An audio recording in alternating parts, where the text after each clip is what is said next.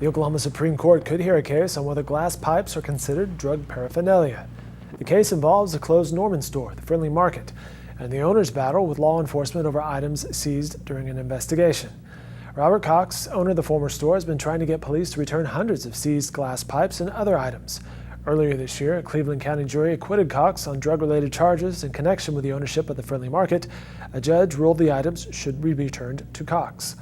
However, Cleveland County District Attorney Greg Mashburn says the lower court never decided whether the pipes were considered paraphernalia. A referee for the Oklahoma Supreme Court heard arguments on Wednesday and will determine whether the justices should hear the case. A decision is expected to be issued sometime in September. According to the state this morning, their issue is whether or not the court should direct Judge Stice to rule whether or not these things are lawful to return. They tried to make a distinction by saying whether or not it's lawful to return versus whether or not it's paraphernalia. But I don't know that there's a way to make that distinction without ruling whether or not these things are or are not drug paraphernalia, which was the exact argument that we had at the hearing before.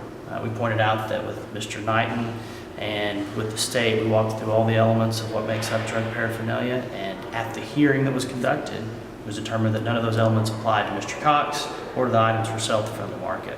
So essentially, the state's asking the court to tell the other court to rule on something that they've already determined, which is that the state doesn't have sufficient evidence that these are drug paraphernalia.